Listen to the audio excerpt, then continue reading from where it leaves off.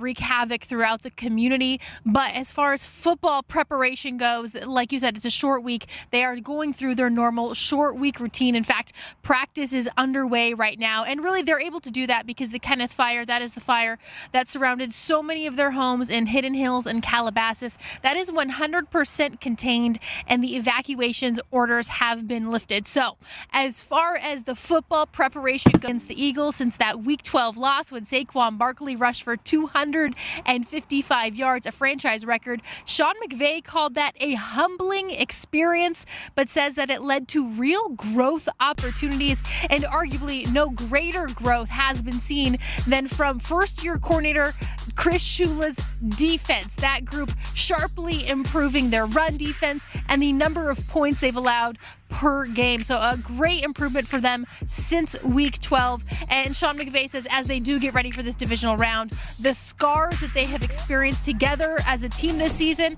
including that game against the Eagles, has certainly led them to where they are today. Hannah.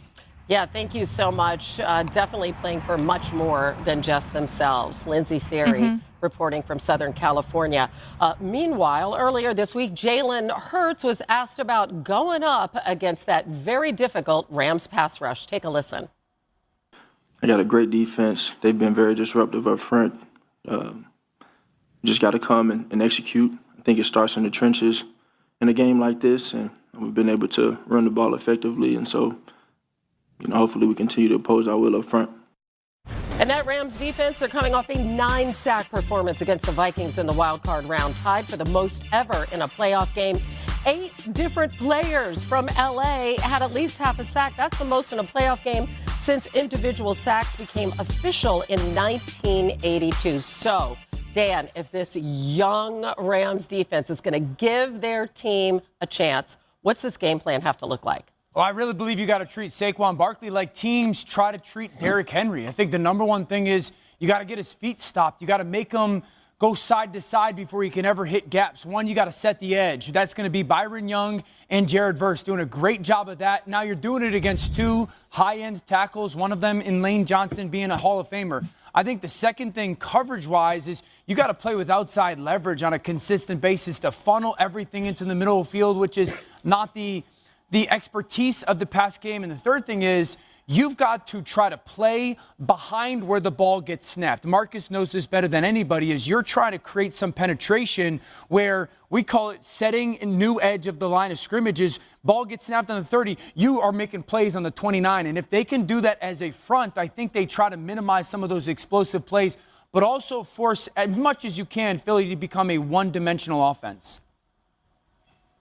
Well, I think the other piece of this was it was total domination up front for the Los Angeles Rams versus the Minnesota Vikings, especially on the edge when you mention Young and Verse. You don't expect those same things to happen with Jordan Mailata and Lane Johnson of the Philadelphia Eagles. And the other piece of it was I felt like Chris Shula, the defensive coordinator, was extremely game plan specific when it came to the Minnesota Vikings. It looked like he took a page straight from Aaron Glenn's playbook. This is a totally different team in facing the Philadelphia Eagles. And obviously Saquon Barkley got going late in the game and he was able to break off some of those big runs. But how do you minimize him early? And what are you going to do on the back end? That's a different wrinkle from what we saw last week when you have all of these one-on-one beaters from the Philadelphia Eagles offense. RC, I love what you said. It was a lot of man-to-man, which surprised us playing against the Minnesota Vikings. I think the rush plan has to be very decisive from the Los Angeles Rams. I thought there were opportunities last week for Sam Darnold to go get 5 or 6 yards by escaping the line of scrimmage in some moments. And we know Jalen will exploit this. This is one of those situations where take off, look at the field, go get that yardage, line down and give yourself a shorter third down and distance. Instead, staying in the pocket. Again, we see Sam Darnold in this situation. The pocket is condensed. You would say this is good rush lane. But ultimately, if this play is covered like it is, this is an opportunity for Jalen Hurts to escape under and then get up the field. So it's going to be super imperative for these guys to be on the same page. We've lauded this D-line. They play fast, they play physical, but now they have the introduction to quarterback run and legs. I'll see how they plan for it. Yeah. Yeah, this is a really young, fast, hungry Rams defensive line, but they're a little bit undersized, particularly on the inside. It's part of the reason why they're so disruptive as pass rushers.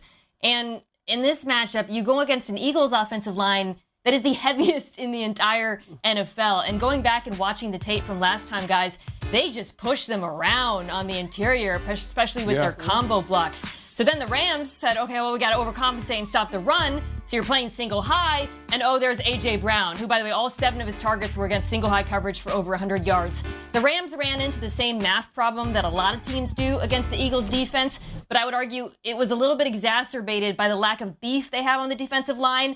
And I think that's going to be another issue, this time around. Yeah, and you mentioned that O-line, and Barkley has 12 100-yard rushing games this season, the most of any player in his first season with the team in the history of the NFL. Looking for another big one this weekend. And on Saturday night, rookie Jaden Daniels and the Commanders head to Detroit for a matchup with a top seed in the NFC, the Lions. Adam Schefter joining us now as promised. And Shefty, some big names to watch on the injury front here. Let's start with linebacker Bobby Wagner. What do we need to know there? And some positive injury developments. Bobby Wagner, the Commanders linebacker who missed practice earlier this week due to an ankle injury, is off the injury report and expected to play Saturday night at Detroit. That's a boost for Detroit's defense in terms of his play, his leadership, his presence. But Bobby Wagner will be out there on Saturday night against the Detroit Lions, and they're going to need him because the Detroit Lions are going to have their star running back David Montgomery back. Montgomery, like Wagner, also officially is off the injury report and good to go. Remember, it was only weeks ago that he suffered what Dan Campbell said was a potentially season-ending knee injury, but he's made it back in time, and he will be a part of the Lions' postseason push to try to make it back to the Super Bowl, as will Terrion Arnold, who also was a question mark after this week, but now is expected to play. He is off the injury report as well. So the Lions will have Terrion Arnold. They'll have David Montgomery. The Commanders will have Bobby Wagner. And everybody's getting healthy for Saturday night's divisional showdown in Detroit. Yeah, something different talking about the Lions getting healthy. Arnold had 9 pass breakups this season, 3rd among rookies, having a really good year. All right, now, speaking of injuries, before Aiden Hutchinson was injured, the Lions were not a blitzing team, yet they still excelled at getting to the quarterback. Since Hutchinson went down in Week 6, Detroit has increased their blitz percentage to 41%. But despite the extra rushers, the pressure numbers are not as good as when Hutch was out there.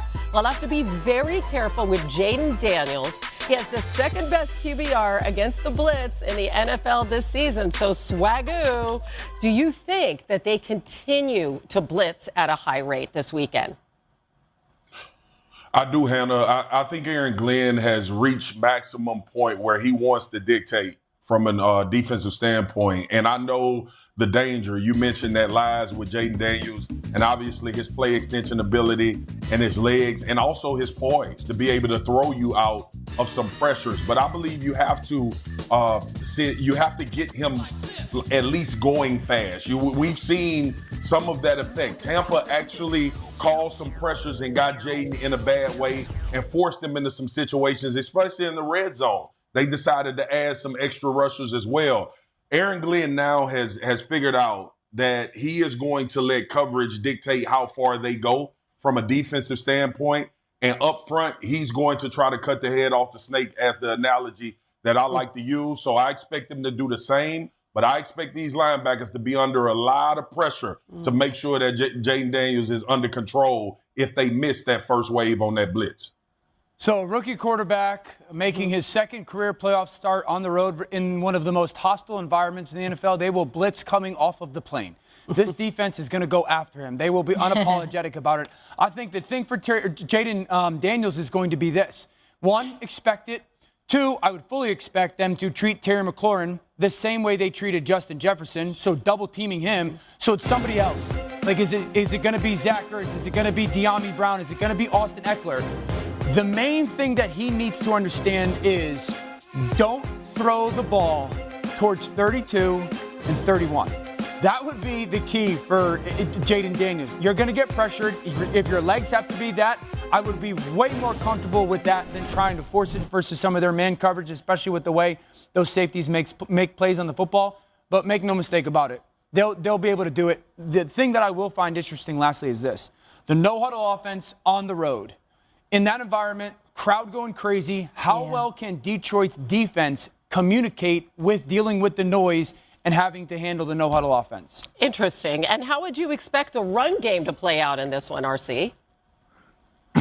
Hannah, I know that's what you're supposed to ask me. I'm going to go somewhere else, though. Okay, do it. I have to disagree with Dan in this standpoint when we're talking about Aaron Glenn. It's not about the hostile environment. It's not about looking at Jaden Daniels as if he's a rookie, because he's proven that none of those rules that we normally have, or none of those thoughts and theories we have about rookie quarterbacks apply to him. And so I do believe as you try to get healthy, you think about this second level, it's going to be about stopping the run. Make them as one-dimensional as you possibly can. Now, when you go back to last week, there were a ton of times where there were three-man rushes with two eyes on Jaden Daniels. It's about adding to the pressure, in my opinion, the similar way that you did with Sam Darnold, and not necessarily calling the pressures that allows Jaden Daniels to understand, here is where I'm getting blitzed, here is where I can feel it from, and this is going to be my outlet. He's shown he's well beyond his years in recognizing pressure and attacking it. You have to confuse him in some way. Mina, why don't you weigh in on this run game? Yeah, I mean, if I'm the Commanders, I live in 21-22 personnel in this game, which they've used it a ton this year. They've actually been the best offense in all of football when they have two backs on the field, an EPA per play, second in yards per play. And it's a weakness for this Lions defense. They're actually 32nd in success rate versus offenses when they have 21 personnel, in part because they can use it to attack those linebackers in coverage. Alex Anzalone being back helps a great deal. But this is a linebacking duo that is better against the run than the pass. And what you have seen with the Commanders is they'll come out and they'll actually run a ton of no huddle with the 21-22 personnel, keeping teams in their base defense and then passing on that. As you see here, this is one of my favorite plays from their game against the Philadelphia Eagles, because they were able to fake a run action and throw it to Brian Robinson for a Brian Robinson Jr. for a catch and gain. I think that's going to be something they're going to lean on heavily in this Lions game. And I wouldn't be surprised if we see them even turn up that dial even more than usual. Yeah, and to your point, Daniels went 12 for 13. He averaged 19 yards per attempt when both were... तो शुरू करते हैं। तो सभी लोग अपने हाथ में GFR 2017 का मैनुअल हाथ में रख ले। हम लोग शुरू करते हैं रूल 163, जिसमें हम बात करेंगे 2-बिट सिस्टम के बारे में। अब ये 2-बिट सिस्टम होता क्या है? कभी भी कोई ऐसा सामान जो बहुत ही कॉम्प्लेक्स नेचर का है या बहुत ही हाई वैल्यू हो, प्लांट सेटअप के लिए कुछ हो, मशीनरी कोई चाहिए हो, जिसमें या बहुत टेक्निकल अगर कोई इक्विपमेंट है, तो उसमें जो बिडिंग होती है ना, वो दो तरीके से होती है, मतलब दो स्टेज में होती है। पहले में क्या होती है, तो जैसे 163 का क्लॉज 1 में फर्स्ट पार्ट की क्या बताई गई है कि फर्स्ट होता है टेक्निकल बिड, ठीक है। तो टेक्निकल बिड में क्या होता है, जो भी टेक्निकल डिटेल्स होते हैं बिडिंग के, कमर्शियल टर्म में उसको लिखा जाता है। सपोज मान लीजिए कि मशीनरी, एक बहुत महंगी मशीनरी हमें प्रोक्योर करनी है, ठीक है, बहुत बड़ी वैल्यू की है, सपोज 50 करोड़ की है, 10 करोड़ की है, जो भी है, वैल्यू यहाँ पर फिक्स नहीं किया गया है, ठीक है। पर एक लार्ज प्लांट के लिए एक मशीनरी, कोई महंगी मशीन जिसमें टेक्निकल बहुत